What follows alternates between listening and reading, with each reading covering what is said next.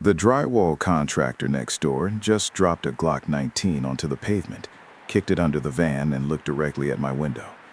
I didn't flinch. If you flinch, you tell them you saw it. I just kept my eyes locked on the rhythmic spray of the hose nozzle in my hand, watering the hydrangeas like a bored retiree with nothing but time and chlorophyll on his mind. In my peripheral vision, I saw him crouch, pretending to tie a boot that didn't have laces, and retrieve the weapon. He tucked it into the small of his back, under a shirt that was far too clean for a guy who had allegedly been sanding sheetrock for 6 hours. That was the moment the suspicion solidified into a fact.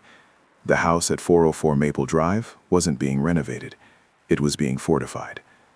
I'm the guy on the block who knows your trash schedule better than you do. I know the Johnsons are having marital problems because of the sheer volume of wine bottles in their recycling every Tuesday. And I know the kid at 302 is smoking weed because he sprays Febreze on his hoodie before he walks back inside. I can smell the chemical lavender from my porch. I watch. It's not malice, it's situational awareness. And 404 Maple had been setting off my internal alarms for 3 months. The sold sign had gone up in February. An LLC bought it. Obsidian Holdings. Generic. Boring. Then came the contractor vans. No logos, no phone numbers. Just white Ford Transits with mud on the license plates. After the gun incident, I went inside and locked the deadbolt. I went to my study, which faces their driveway, and pulled the blinds down, leaving just a 1-inch gap. I grabbed my Nikon. Most neighbors complain about noise during a renovation. That was the first anomaly here. There was no noise. No saws, no hammers, no compressors. Just a low, constant hum, like a refrigerator the size of a sedan running in the basement. And the windows. They had put up blackout shades on every single pane of glass, taped down at the edges. At 2 p.m., a second van arrived. I zoomed in with the camera. 2 men got out. They weren't carrying lumber or buckets of paint. They were carrying rigid Pelican cases, the kind used for high-end camera gear or sensitive electronics. They were heavy. It took both men to lug one up the front steps. The guy with the Glock, let's call him the foreman, opened the door. For a split second, I saw inside. Usually, a gutted house looks like a skeleton: studs, insulation, darkness. The hallway of 404 was blindingly bright, clinical white. And the floor wasn't subflooring. It looked like gray anti-static rubber. The door slammed shut before I could see more. I wrote it down in my logbook. 1405, delivery, heavy equipment, interior finished to cleanroom standards. Night fell. Suburbia went to sleep. The blue glow of televisions flickered in living rooms up and down the street, but 404 remained a black void. I couldn't sleep. The image of the gun kept cycling through my head. Drywallers don't carry concealed firearms. Drug dealers do, but drug dealers don't install anti-static flooring. This was something else. Intelligence, corporate espionage, a server farm mining crypto on stolen electricity. I needed to know about the power. I slipped out my back door at 3 a.m. The dew was heavy on the grass, soaking my slippers, but I stuck to the shadows of the fence line. I crept toward the side of their house where the utility meters were mounted. The hum was louder here. It was a vibration I could feel in my teeth. I reached the gap in the privacy fence where a slat had rotted away. I peered through with a small pin light, cupping the beam to keep it focused. The electric meter was spinning so fast it was a blur. They were pulling enough juice to power a small factory. But here was the kicker. There were 3 new condenser units installed on the concrete pad. Industrial HVAC systems, the kind you see on the roof of a data center, not a 3-bedroom ranch. They were pumping heat out of that house. Massive amounts of it. Whatever was happening inside generated a lot of heat. Suddenly, the back door of 404 opened. I killed the light and dropped flat into the wet hydrangeas. The smell of mulch and damp earth filled my nose. 2 men stepped out onto the back deck. One was the foreman. The other was wearing a white lab coat, not a painter's coverall, a lab coat. He was holding a tablet. "Stabilization is at 90%, the lab coat said. His voice was hushed, but the night air carried it well. "The power draw is spiking, though. The grid in this sector is garbage. If we trip a transformer, we lose the batch." "We won't trip it," the foreman said. "I bypassed the limiter at the pull. Just keep the cooling running." "How much longer?" 6 hours. Then we wipe the drives and transport the organic material. Organic material. My blood ran cold. That phrase doesn't mean money. It doesn't mean data. It means something living. Fine, the foreman said. Get back in. I don't like being out here. The guy next door watches too much. He looked right at the fence, right at the gap where I had been standing 10 seconds ago. I held my breath until my lungs burned. They went back inside. The lock clicked. I crawled back to my house on my hands and knees, mud staining my pajama pants. I locked every door. I checked the windows. I sat in the dark kitchen, my heart hammering against my ribs like a trapped bird. Organic material. Wipe the drives. Were they growing something? Cloning something? Or was it simpler and darker? Harvesting. I waited until morning. The sun came up, casting a deceptive normalcy over the neighborhood. The school bus came. The mailman walked his route. I had to verify the organic comment. I had to know if I should call the police or the FBI. The police handle meth labs. They don't handle whatever this was. Trash day was tomorrow. That meant the bins were usually out by tonight. But at 4:04, they never put bins out. They took everything with them in the vans. Except today. At 10 a.m., the foreman walked out with a single black garbage bag. He tossed it into the personal bin of the house, the one the city provided, and walked back inside. It was careless, or maybe they were just running out of room in the vans. I waited for the window of opportunity. At 11:30, the crew left for what I assumed was a lunch run. 2 vans pulled away. One stayed, but the driver was asleep in the front seat. I grabbed a rake. My cover was yard work. I raked leaves near the property line, inching closer to their bin. The sleeping driver didn't move. I moved quickly.